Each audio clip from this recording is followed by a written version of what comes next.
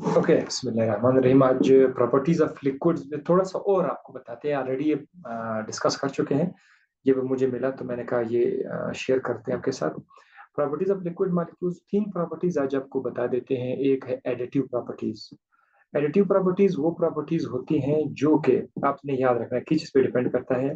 Number one, number of atoms and kinds of atoms पे, ये दो चीजों पे डिपेंड करता है। जैसे कि मिसाल के तौर पर उन्होंने एग्जांपल किया था मॉलिक्यूलर वेट को, एक मिसाल दिया हुआ है। मॉलिक्यूलर वेट एक प्रॉपर्टी है, ठीक है, एडिटिव प्रॉपर्टी है। क्यों एडिटिव प्रॉपर्टी है? क्योंकि जब आप कोई मॉलिक्यूल लेते हैं H2O, तो इसका मॉलिक्यूलर वेट इस तरह हम फाइंड करते हैं कि इसके अंदर जो हाइड्रोजन का एटम है, हाइड्रोजन का एटम है, इसमें दो एटम है, और ऑक्सीजन इसमें कितने हैं? ऑक्सीजन का जो एटम है वो एक ऑक्सीजन का एटम है। हाइड्रोजन का मोलर मास एक है, तो दो हाइड्रोजन का दो हो जाएगा, और ऑक्सीजन का कितना है? 16 है, ठीक है। तो 16 को और दो को आप ऐड करते हैं, क्या करते हैं? इसको ऐड करते हैं, ये बन गया 18। सो 18 इसका मॉलिक्यूलर वेट है, और ये एक एडिटिव प्रॉपर्टी है। यह बात number and kind of atoms.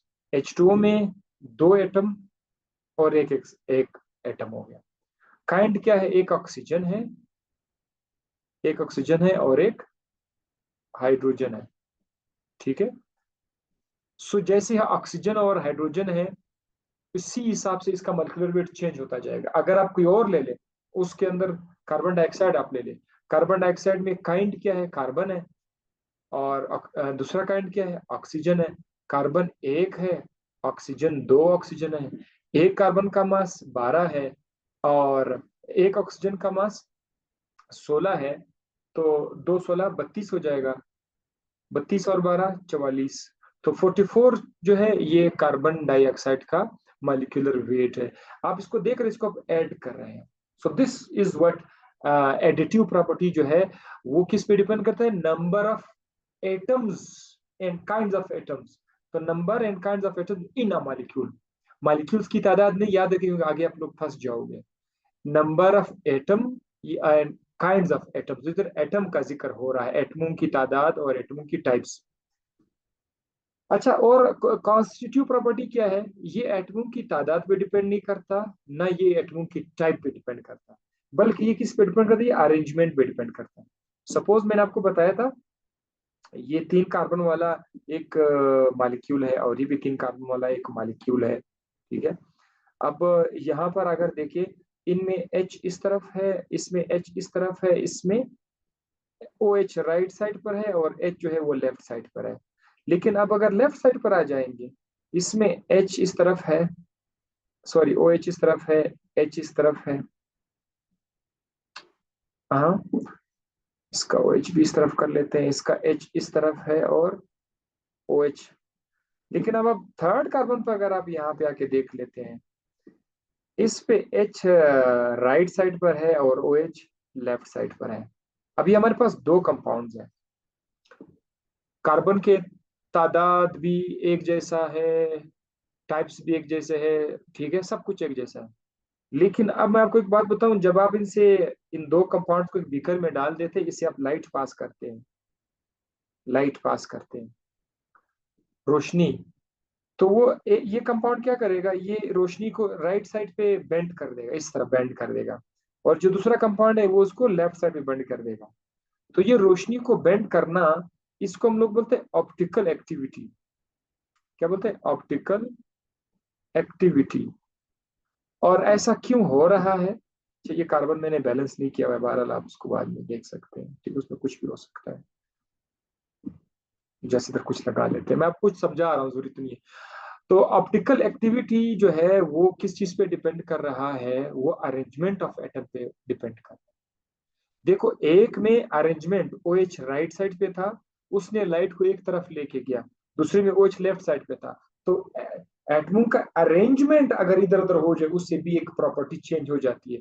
तो ऑप्टिकल एक्टिविटी जो है ये एक कॉन्स्टिट्यूटिव प्रॉपर्टी है, राइट। सही सही सही। अब नेक्स्ट पे आ जाता है कॉलिगेटिव प्रॉपर्टी। कॉलिगेटिव प्रॉपर्टी देखो, ये कंफ्यूजन आपको है, एडिटिव और कॉलिगेटिव में क्या फर्क है? ये भी नंबर ऑफ, लेकिन ये नंबर ऑफ आइंस और मॉलिक्यूल्स है। नंबर ऑफ आयन मॉलिक्यूल पे डिपेंड करता है, लेकिन ये मॉलिक्यूल के स्ट्रक्चर पर डिपेंड नहीं करता कि मॉलिक्यूल का स्ट्रक्चर क्या है, अरेंजमेंट पे ये डिपेंड नहीं करता।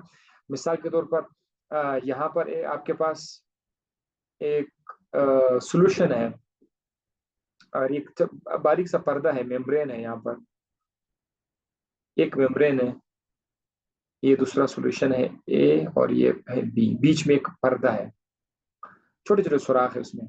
अब मैं काम करता हूँ, मैं यहाँ पर अ, पानी, ये वहां पर वाटर है, ये वहां पर, इसमें मैं पानी डाल देता हूँ,